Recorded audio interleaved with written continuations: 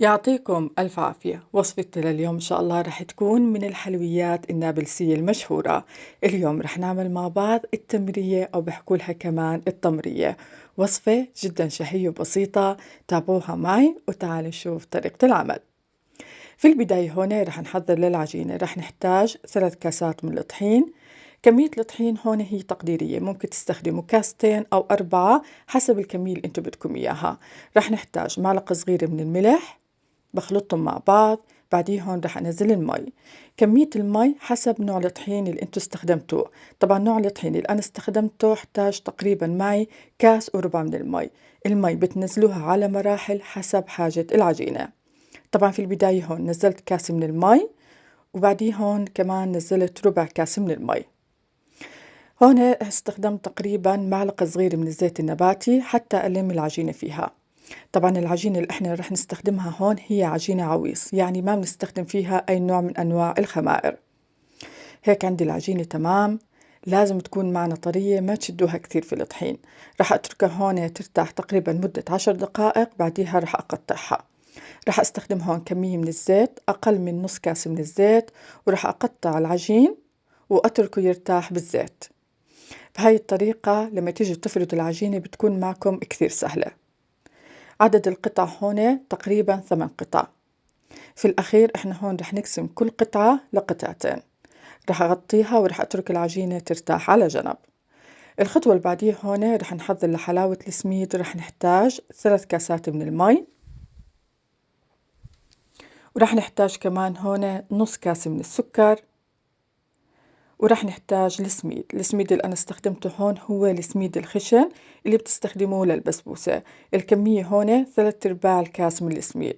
بحركهم على البارد، وبعديها هون بحط الطنجرة على الغاز. هون لازم نستمر في التحريك حتى ما يكون بالخليط أي إشي من التكتلات. طبعا الأفضل هون إنكم تستخدموا المشبك. الغاز عندي هون رح يكون على العالي، وأول ما يبلش عندي هون الخليط يغلى رح أوطي الغاز ورح أتركه يغلى على نار واطية تقريبا مدة 5 دقائق. هون من المطيبات رح أحط معلقة صغيرة من ماء الزاهر، بتعطي نكهة كثير طيبة. في ناس بتحب تحط رشة صغيرة من المستكة، كمان بتعطي نكهة طيبة. هيك عندي الخليط طبعا بعد ما غلي لازم تظهر عندي هاي الفقاعات. هلا هون بطفي الغاز وعلى طول بنزله بالصحن. هون الصحن طبعا قبل ما أنزل الخليط فيه دهنته بكمية من الزيت النباتي ونزلت الخليط.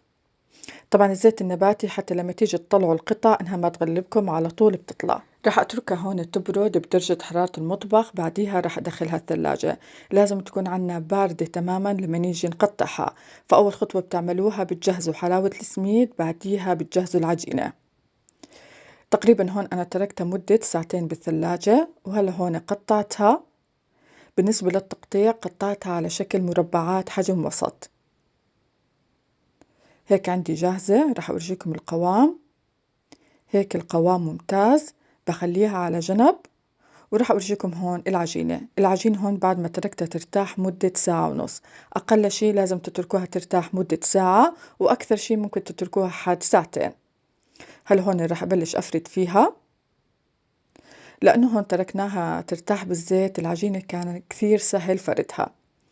بفردها، بقطعها بهاي الطريقة، وبعديها باخذ كل جزء وبفرده كثير منيح. لازم تكون عنا هون العجينة رقيقة، ما ترقوها كمان كثير حتى إنها ما تتمزع معكم. رح أحط هون قطعة من حلاوة السمين وأبلش أسكر عليها. طبعا بتحطوا الأطراف بهاي الطريقة، بسكرها من كل الجهات وبعديها بكبسها حتى أوزع حلاوة السميد على كل القطعة.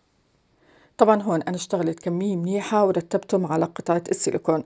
قطعة السيليكون هون ما بلزق عليها العجين. في حال مش متوفرة عندكم ممكن تشتغلوا على كيس بلاستيك وتدهنوه بكمية منيحة من الزيت النباتي وترتبوا القطع عليه. بس لازم تنتبهوا إنه العجينة بتلزق. في حال حطيتوها على قطعة خشب ممكن إنها تلزق معكم. رح أحكي هون بالنسبة للقلي رح يكون على زيت غزير وحامي. طبعا عندي هون الزيت حامي لكن وطيت الغاز وكنت أنزل كل قطعة. عندي هون الطنجرة بتوسع تقريبا 4 حبات. هون طبعا ما حركتهم إلا بعد ما بلش يرتفعوا معي شوي لفوق، بعديها بلشت أحط الزيت على الوجه حتى إنها تنفخ معي.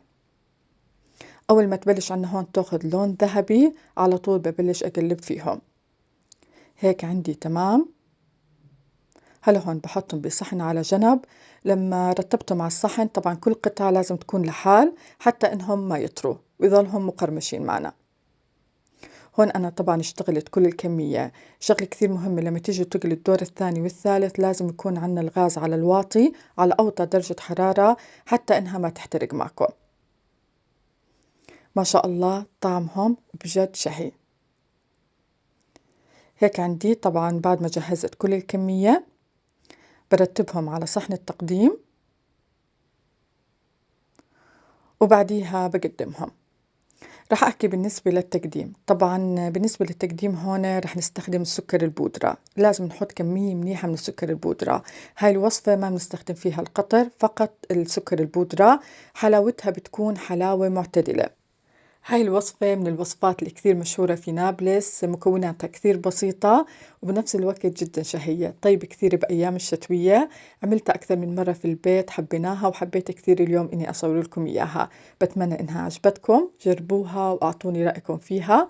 وإذا عجبتكم الوصفة وعجبكم الفيديو ما تنسوا دعم القناة، الاشتراك فيها، تفعيل زر الجرس حتى يوصلكم جديد القناة. ويعطيكم ألف عافية وشكرا جزيلا لحسن المتابعة. معكم علا طشمان من قناة أطيب الوصفات يمي.